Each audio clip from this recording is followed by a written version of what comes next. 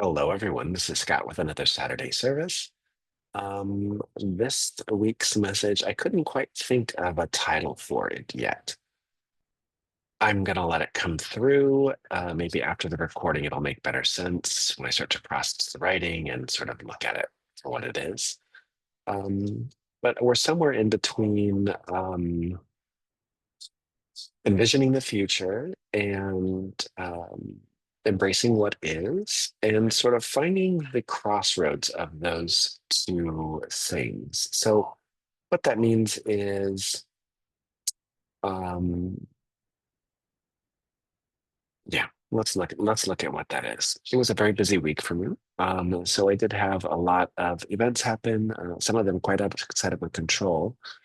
I would say that learning to let go and allow myself to be with what's happening um, is a big lesson for me. So that's probably informing a lot about what I'm about to say.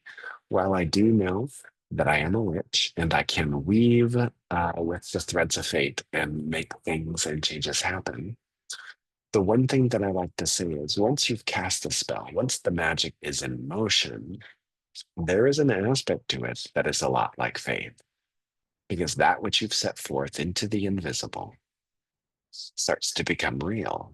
Those twists and changes start to happen. And as they do, they're now outside of your control. So you've set the spell in motion, you've cast it to the moon, you've done the energy work, you've set your intentions, you did your circle ritual, yelled at the gods, whatever it was you were doing, and then released that, right? Because if you don't release it, it doesn't go into the universe and it doesn't get done. So that goes out, and then it's out of your hands, sort of like letting the bird fly free. It is letting the ball, sailing the ball over to the other side, or any one of those things. There is the law of return that happens. This sets up, depending on how much we do magic or don't, a kind of current. And I've talked about current before, and this is the repetitive pattern of what we do. And a lot of people like to conflate this with certain, you know, uh, prescriptions or restrictions about magic. And these are all interpretations of those things. And, people get tied up about them, let them. But basically, like the inhale and exhalation of your breath, like the beating of your heart, and the birth, life, and death of your body, there is the process of accumulation, and this process of accumulation is based on what we do. And this applies in magic as well. So the more we do in magic, the more of that kind of current of things we run, right? This is repetition creates a current. We're paddling a boat or turning the water wheel, however you want to see it, this energy sort of cycles through, as we do things. We start to carry a kind of charge of energy. That charge of energy then acts as a kind of battery. It like creates more energy around certain things.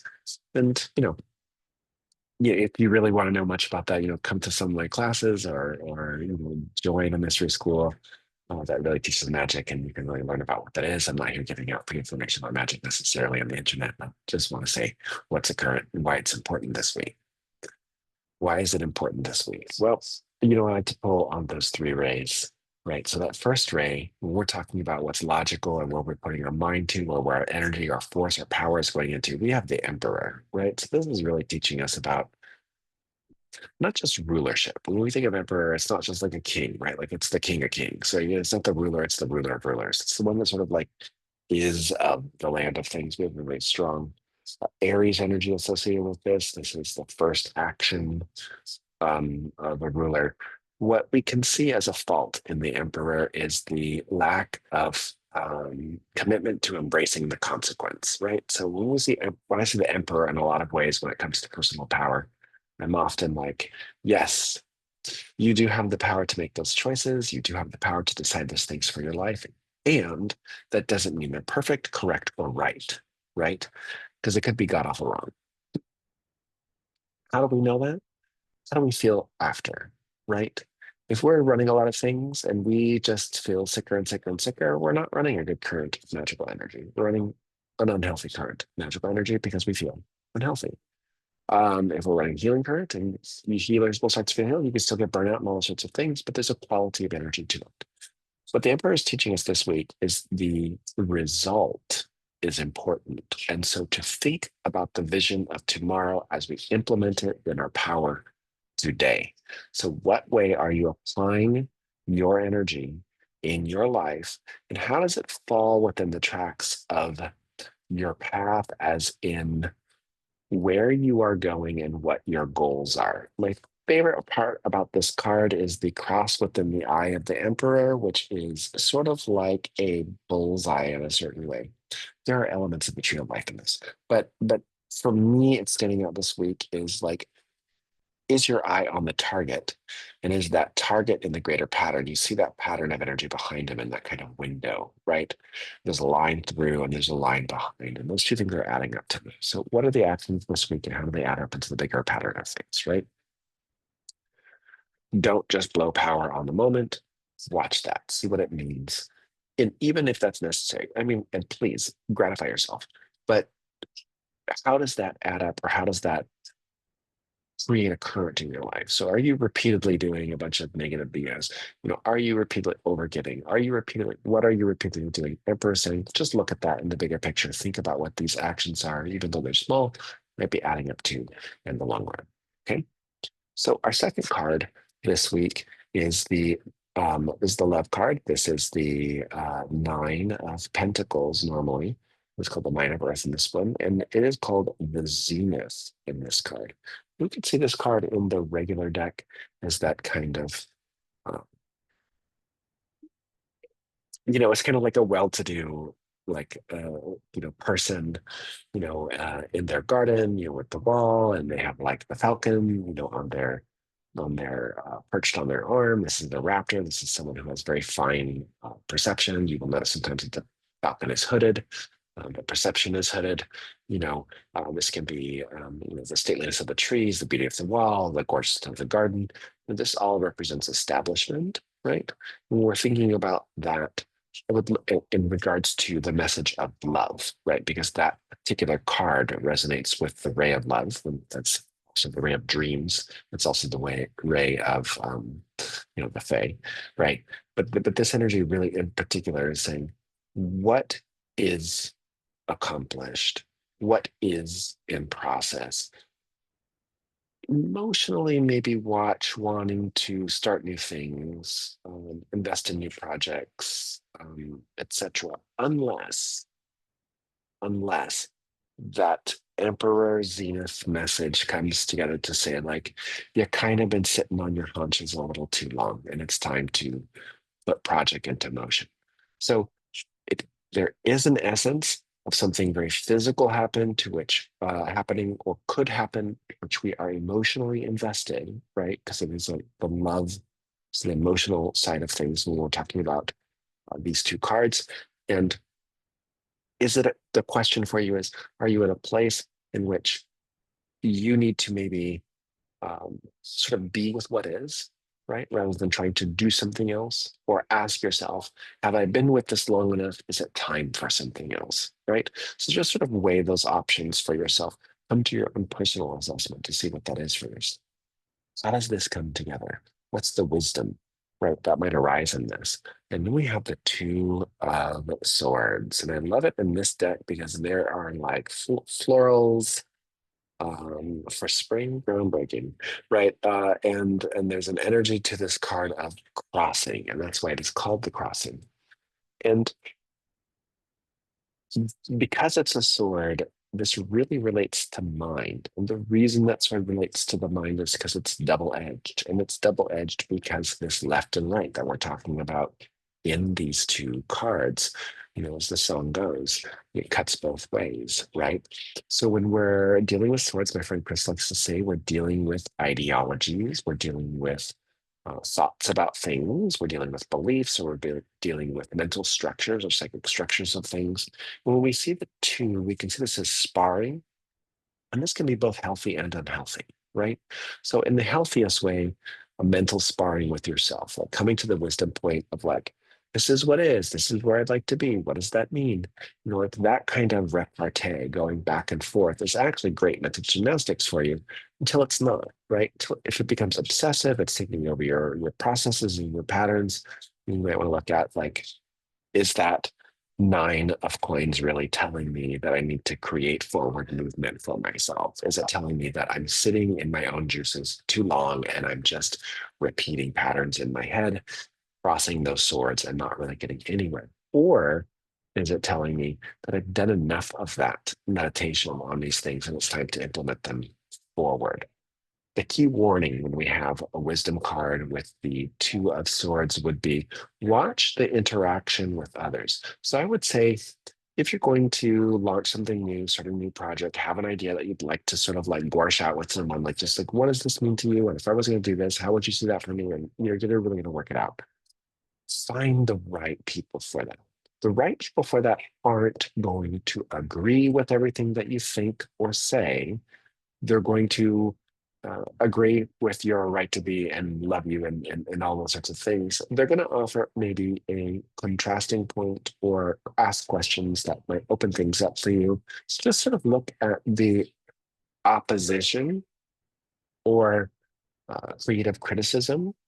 Criticism is a really wonderful thing. It really helps us to see things in which we are not because we really want to be in a fantasy that'll be so perfect. Criticism is a little bit of like grit on the grist of the wheel to sort of polish things up. It gets to see where things might need to be cleaned up a little bit, right? So this week, watch that.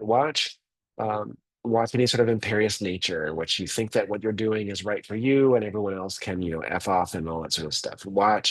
Uh, watch your level of activity or inactivity and just sort of ask yourself, what's the movement here? Like, what do I need to do? Am I sitting on this too long or do you need to move forward? Those sorts of things. But especially pay attention to that back and forth, that dialogue within yourself that can bring you back and forth. Don't get too mental, don't get lost in that sort of thing, or with others. And when you see that spark with others, when that cross of swords happens with yourself, we can sometimes think, because we're in such a confrontational world right now, that disagreement is opposition. And that's not necessarily true. In the healthiest relationships, disagreement is a point of opening for conversation. Maybe there's something that we don't know, because contrary to popular opinion, we don't know at all.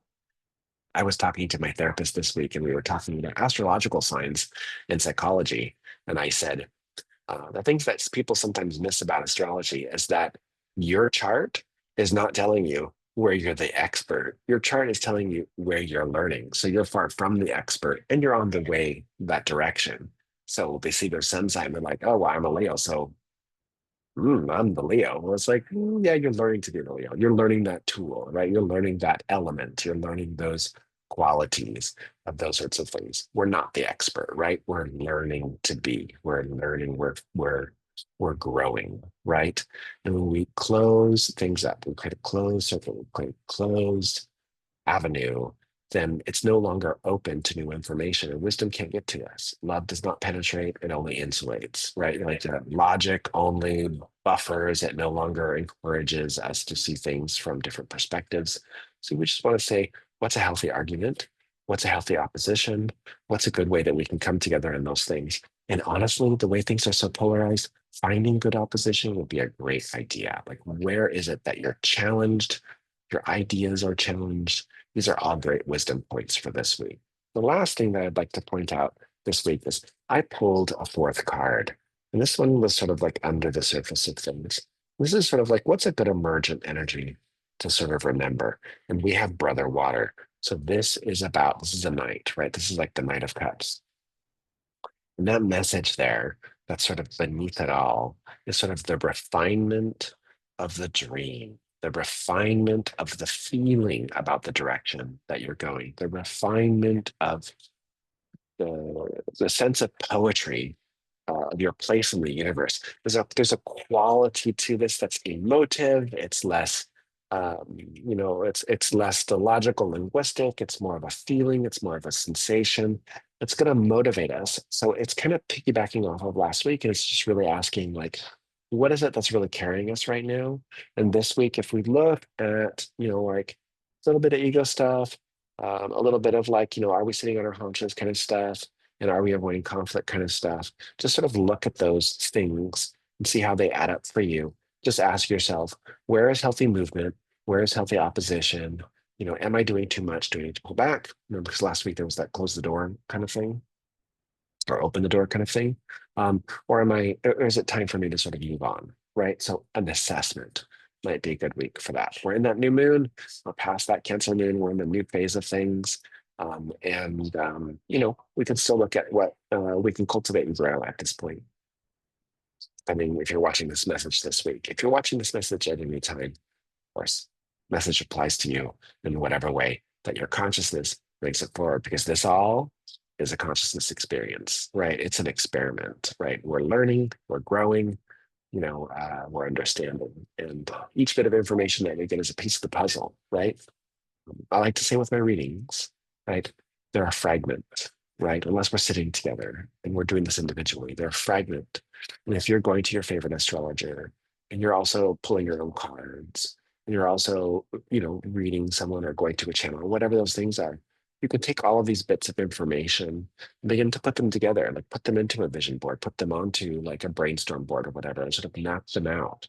See the parts that stood out to you to really understand what your consciousness is sort of constellating or clustering around, can give you a good insight into the way in which you are yearning to grow or which you are fearing. And look at the places in which you're avoiding in those clusters to sort of see where you're avoidant of things, because that avoidance might also be an indicator of where the most powerful and fertile growth is. So, just sort of consider those things. Um,